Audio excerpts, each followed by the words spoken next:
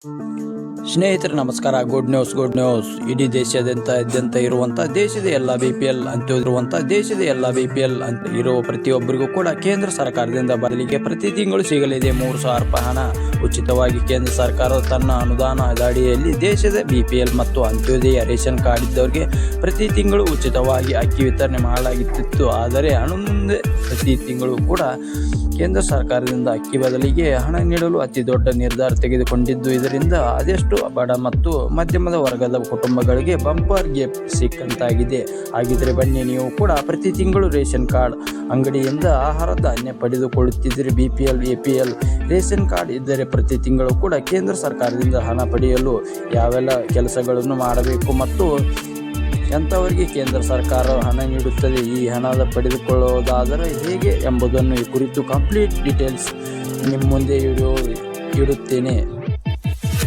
ತಪ್ಪದೆ ವಿಡಿಯೋವನ್ನು ಈಗಲೇ ಲೈಕ್ ಮಾಡಿ ಹಾಗೂ ಕಂಪ್ಲೀಟ್ ಆಗಿ ಮಾಹಿತಿಯನ್ನು ತಿಳಿದುಕೊಳ್ಳಿ, ಕೊನೆಯವರೆಗೂ ನೋಡಿ. ದೇಶದ ಕೋಟ್ಯಾಂತರ ಪಡಿತರ ಚೀಟಿದಾರರು ಕೇಂದ್ರ ಸರ್ಕಾರದ ಮಹತ್ವದ ಸಿಹಿ ಸುದ್ದಿಯೊಂದಿಗೆ ನೀಡಿದೆ. ಸಾರ್ವಜನಿಕ ವಿತರಣೆ ವ್ಯವಸ್ಥೆಯಲ್ಲಿ ಕ್ರಾಂತಿಕಾರಿ ಬದಲಾವಣೆ ತರಲು ಮೋದಿ ಸರ್ಕಾರ ಮುಂದಾಗಿತ್ತು. ಇನ್ನು ಮುಂದೆ ಪಡಿತರ ಚೀಟಿದಾರರು ಉಚಿತ ಅಕ್ಕಿ ಅಥವಾ ಗೋಧಿಯನ್ನು ಬದಲಾಗಿ ನೇರವಾಗಿ ಅವರ ಬ್ಯಾಂಕ್ ಖಾತೆಗೆ ಹಣ ಜಮಾ ಮಾಡುವ ಮಹತ್ವದ ನಿರ್ಧಾರವನ್ನು ತೆಗೆದುಕೊಳ್ಳುವ ಹಂತದಲ್ಲಿ ಆಹಾರ ಭದ್ರತಾ ಯೋಜನೆಯಡಿಯಲ್ಲಿ ಇಲ್ಲಿವರೆಗೆ ಬಡ ಕುಟುಂಬಗಳಿಗೆ ನೀಡಲಾಗುತ್ತಿತ್ತು.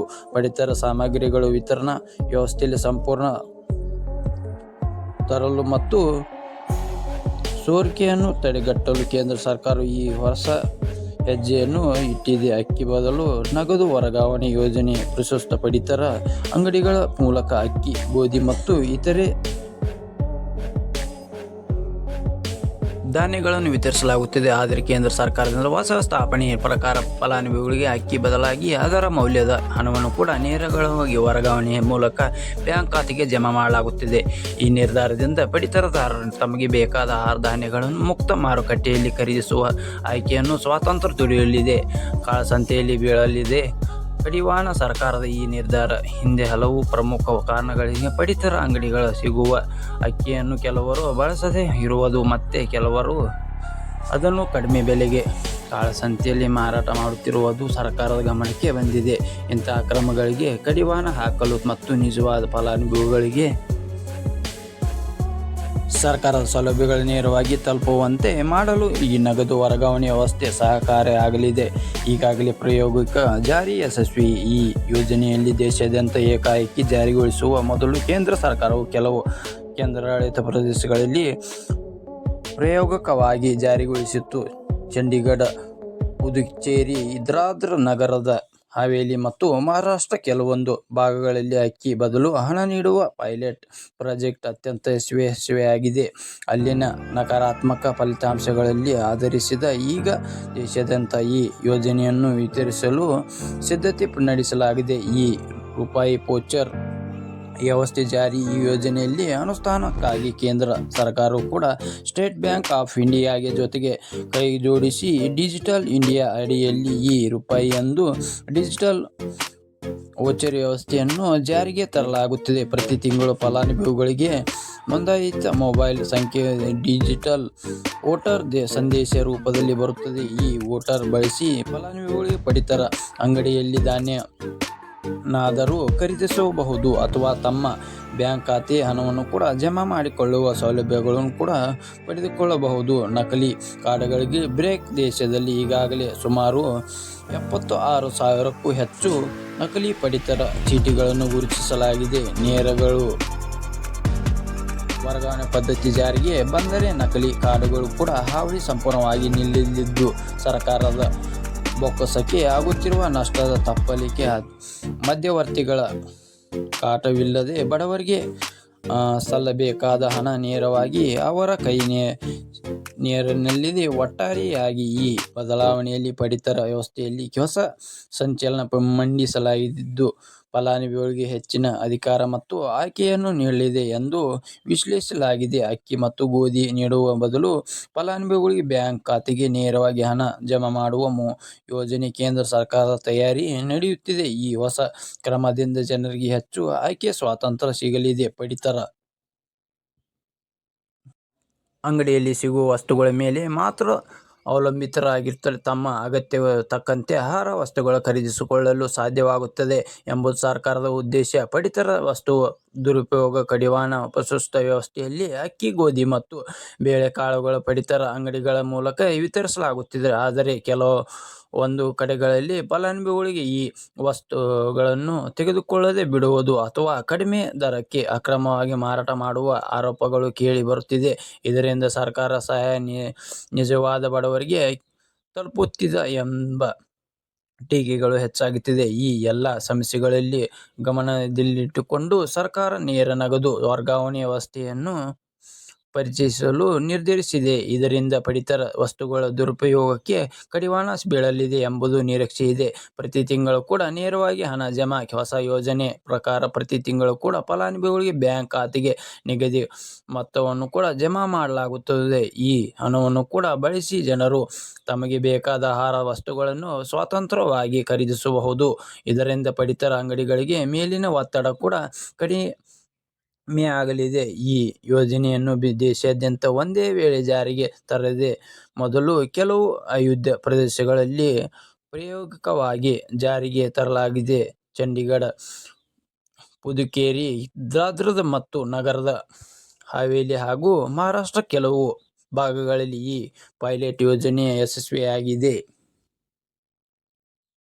ಕಾರ್ಯನಿರ್ವಹಿಸಿದೆ. ಈ ರೂಪಾಯಿ ವೋಚರ್ ವ್ಯವಸ್ಥೆ. ಈ ಹೊಸ ವ್ಯವಸ್ಥೆಯಲ್ಲಿ ಭಾಗವಾದ ಕೇಂದ್ರ ಸರ್ಕಾರವು ಎಸ್ಬಿಐ ಸಹಯೋಗದೊಂದಿಗೆ ಈ ರೂಪಾಯಿ ಎಂಬ ಡಿಜಿಟಲ್ ವೋಚರ್ ವ್ಯವಸ್ಥೆಯನ್ನು ಪರಿಚಯಿಸಲು ಮುಂದಾಗಿದೆ. ಫಲಾನುಭವಿಗಳಿಗೆ ಮೊಬೈಲ್ ಸಂಖ್ಯೆ ಪ್ರತಿ ತಿಂಗಳು ಕೂಡ ವೋಚರ್ ರೂಪದಲ್ಲಿ ಹಣ ಜಮಾ ಮಾಡಲಾಗುತ್ತದೆ. ಈ ವೋಚರ್ ಬಳಸಿ ಪಡಿತರ ಅಂಗಡಿಗಳಲ್ಲಿ ಅಕ್ಕಿ ಮತ್ತು ಗೋಧಿಯನ್ನು ಖರೀದಿಸಬಹುದು.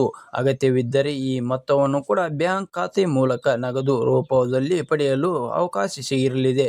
ಡಿಜಿಟಲ್ ವ್ಯವಸ್ಥೆ ಮೂಲಕ ಹಣ ವರ್ಗಾವಣೆ ಆಗುವುದರಿಂದ ಮಧ್ಯವರ್ತಿಗಳ ಮಾತ್ರ ಕಡಿಮೆಯಾಗುತ್ತದೆ. ನಕಲಿ ಪಡಿತರ ಚೀಟಿಗಳಲ್ಲಿ ಅಂತೆ. ಈ ಹೊಸ ನೀತಿ ಪ್ರಮುಖ ಉದ್ದೇಶಗಳಲ್ಲಿ ಒಂದಾಗಿದೆ. ನಕಲಿ ಪಡಿತರ ಚೀಟಿಗಳನ್ನು ಸಂಪೂರ್ಣವಾಗಿ ನಿರ್ಮೂಲನೆ ಮಾಡುವುದು. ಈಗಾಗಲೇ ದೇಶಾದ್ಯಂತ 76,000ಕ್ಕೂ ಹೆಚ್ಚು ನಕಲಿ ಪಡಿತರ ಕಾರ್ಡ್ಗಳನ್ನು ಗುರುತಿಸಲಾಗಿದ್ದು, ಇವುಗಳಿಂದ ಸರ್ಕಾರಕ್ಕೆ ದೊಡ್ಡ ಪ್ರಮಾಣದ ಆರ್ಥಿಕ ನಷ್ಟವಾಗುತ್ತಿತ್ತು. ನಗದು ವರ್ಗಾವಣೆ ವ್ಯವಸ್ಥೆ ಜಾರಿಗೆ ಬಂದರೆ ಕಪ್ಪು ಮಾರುಕಟ್ಟೆ ವಹಿವಾಟುಗಳ ಮೇಲೆ ಪರಿಣಾಮವಾಗಿ ನಿಯಂತ್ರಣ ಸಾಧ್ಯವಾಗುತ್ತದೆ. ಸರ್ಕಾರದ ನೆರವು ನೇರವಾಗಿ ಅರ್ಹ ಫಲಾನುಭವಿಗಳಿಗೆ ತಲುಪಲು ವ್ಯವಸ್ಥೆ ಮಾಡಲಾಗುತ್ತದೆ. ಬಡವರಿಗೆ ನೇರವಾಗಿ. ಒಟ್ಟಾರೆ ಈ ಹೊಸ ಪಡಿತರ ನೀತಿಯಿಂದ ಪಾರದರ್ಶಕತೆ ಹೆಚ್ಚಾಗಲಿದೆ. ಸರ್ಕಾರ ನೀಡುವ ಸಹಾಯ ಮಧ್ಯದಲ್ಲಿ ಅಡಿಯಲ್ಲಿ ನೇರವಾಗಿ ಜನರಿಗೆ ತಲುಪುತ್ತದೆ. ಬಡ ಮತ್ತು ಮಧ್ಯಮ ವರ್ಗದ ಕುಟುಂಬಗಳಿಗೆ ಇದು ಹೆಚ್ಚು ಉಪಯುಕ್ತವಾಗುತ್ತದೆ ನಿರೀಕ್ಷೆ ಇದೆ. ಪಡಿತರ ವ್ಯವಸ್ಥೆಯಲ್ಲಿ ಇದು ದೊಡ್ಡ ಬದಲಾವಣೆಯಾಗಲಿದೆ. ಮುಂದಿನ ದಿನಗಳಲ್ಲಿ ದೇಶದ ಆಹಾರ ಭದ್ರತೆ ವ್ಯವಸ್ಥೆಗೆ ಹೊಸ ದಿಕ್ಕು ನೀಡುವ ಸಾಧ್ಯತೆ ಇದೆ. ಅನ್ನಭಾಗ್ಯ ಯೋಜನೆಯಡಿಯಲ್ಲಿ ಸರ್ಕಾರ ಬಡವರಿಗೆ ಸಬ್ಸಿಡಿ ದರದಲ್ಲಿ ಅಕ್ಕಿ ಧಾನ್ಯಗಳು ನೀಡುತ್ತಿತ್ತು. ಅಲ್ಲದೆ ಈ ಯೋಜನೆಯ ಫಲಾನುಭವಿಗಳಾಗಬೇಕೆಂದರೆ ಬಿಪಿಎಲ್ ಅಂತ್ಯೋದಯ ಕಾರ್ಡ್ಗಳು ಇರಲೇಬೇಕು. ಆದರೆ ಇತ್ತೀಚೆಗೆ ಬಿಪಿಎಲ್ ಕಾರ್ಡ್ ದುರುಪಯೋಗವಾಗುತ್ತಿದೆ ಎಂಬ ಆರೋಪ ಕೇಳಿಬಂದಿದೆ. ಈ ಆರೋಪದ ಬೆನ್ನಲ್ಲೇ ಎಚ್ಚೆತ್ತುಕೊಂಡು ಸರ್ಕಾರ ಇದೀಗ ಮಹತ್ವದ ಕ್ರಮ ಕೈಗೊಂಡಿದೆ. ಬಿಪಿಎಲ್ ಕಾರ್ಡ್ ರದ್ದು. ಹೌದು, ಕರ್ನಾಟಕದಲ್ಲಿ ರೇಷನ್ ಕಾರ್ಡ್ ರದ್ದು ಪ್ರಕ್ರಿಯೆ ಇತ್ತೀಚೆಗೆ ಭಾರೀ ಚರ್ಚೆಗೆ ಒಳಗಾಗಿತ್ತು. ಸರ್ಕಾರ ಅನರ್ಹ ಬಿಪಿಎಲ್ ಕಾರ್ಡ್ಗಳನ್ನು ತೆಗೆದು ಹಾಕುವ ನಿರ್ಧಾರ ಕೈಗೊಂಡಿತ್ತು. ಈ ಹಿನ್ನೆಲೆ ಲಕ್ಷಗಟ್ಟಲೆ ಬಿಪಿಎಲ್ ಕಾರ್ಡ್ಗಳನ್ನು ಈಗಾಗಲೇ ರದ್ದುಗೊಳಿಸಲಾಗಿದೆ. ಇದರ ಜೊತೆಗೆ ಕೆಲವು ಬಡವರ ಕಾರ್ಡ್ಗಳು ರದ್ದಾಗಿದೆ ಎಂದು ಆರೋಪಗಳಿವೆ. ಈ ಜಿಲ್ಲೆಯಲ್ಲಿ ಹೆಚ್ಚು ಬಿಪಿಎಲ್ ಕಾರ್ಡ್ ರದ್ದು. ಬೆಂಗಳೂರನ್ನು ಹೊರತುಪಡಿಸಿ ರಾಜ್ಯದ ಅತಿ ದೊಡ್ಡ ಬಿಪಿಎಲ್ ಕಾರ್ಡ್ಗಳನ್ನು ರದ್ದುಗೊಳಿಸಿದ ಜಿಲ್ಲೆ ಎಂಬ ಸ್ಥಾನಕ್ಕೆ ಮೈಸೂರು ಗುರುತಿಸಿಕೊಂಡಿದೆ. ಆಹಾರ ಮತ್ತು ನಾಗರಿಕ ಸರಬರಾಜು ಸಚಿವ ಕೆ. ಎಚ್. ಮುನಿಯಪ್ಪ ಅವರು ತೇರದಾಳದ ಶಾಸಕ ಸಿದ್ದು ಸವದಿ ಅವರ ಪ್ರಶ್ನೆಗೆ ವಿಧಾನಸಭಾ ಅಧಿವೇಶನದಲ್ಲಿ ಉತ್ತರಿಸುವ ಸಂದರ್ಭದಲ್ಲಿ ಕಳೆದ ಒಂದು ವರ್ಷದಲ್ಲಿ ಮೈಸೂರು ಜಿಲ್ಲೆಯ ಒಟ್ಟು 23,359 ಬಿಪಿಎಲ್ ಕಾರ್ಡ್ಗಳನ್ನು ರದ್ದುಪಡಿಸಿ ಎಪಿಎಲ್ ಕಾರ್ಡ್ಗಳಾಗಿ ಪರಿವರ್ತಿಸಲಾಗಿದೆ ಎಂದು ಹೇಳಿದರು. ವಾರ್ಷಿಕ ಆದಾಯ ಕಡಿಮೆ ಇದ್ದರೂ ಅನೇಕ ಕುಟುಂಬಗಳಿಗೆ ಜಿಎಸ್ಟಿ ಸಂಖ್ಯೆ ಪಡೆದ ಕಾರಣ ಅಥವಾ ವಿವಿಧ ಆರ್ಥಿಕ ಚಟುವಟಿಕೆಗಳಲ್ಲಿ ಗಾಗಿ ಕಂಪನಿಯ ನಿರ್ದೇಶಕರಾದ ಹಿನ್ನೆಲೆಯಲ್ಲಿ ತಮ್ಮ ಬಿಪಿಎಲ್ ಕಾರ್ಡ್ಗಳನ್ನು ಕಳೆದುಕೊಂಡಿದ್ದಾರೆ. ಆದರೆ ಫಲಾನುಭವಿಗಳು ನಿಜವಾಗಿಯೂ ಕೂಡ ಅರ್ಹರಾಗಿದ್ದರೆ ಅವರ ಬಿಪಿಎಲ್ ಕಾರ್ಡ್ಗಳನ್ನು ಮತ್ತೆ ನೀಡಲಾಗುತ್ತದೆ ಎಂದು ಅಧಿಕಾರಿಗಳು ಸ್ಪಷ್ಟನೆ ನೀಡಿದ್ದಾರೆ.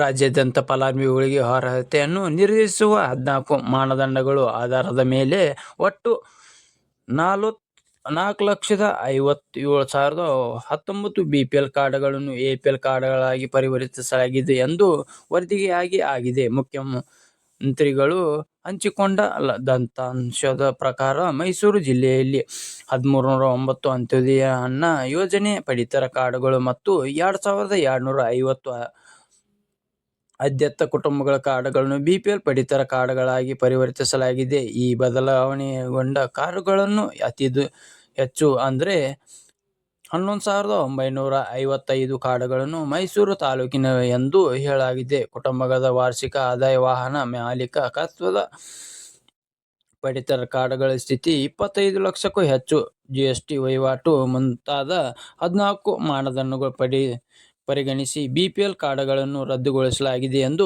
ಸಚಿವರು ವಿವರಿಸಿದ್ದಾರೆ. ಬಿಪಿಎಲ್ ಕಾರ್ಡ್ ಆರೋಗ್ಯ ಸೇವೆಗಳು ಸೇರಿದಂತೆ ವಿವಿಧ ಸರ್ಕಾರಿ ಯೋಜನೆಗಳ ಪ್ರಯೋಜನಗಳನ್ನು ಪಡೆಯಲು ಪ್ರಮುಖ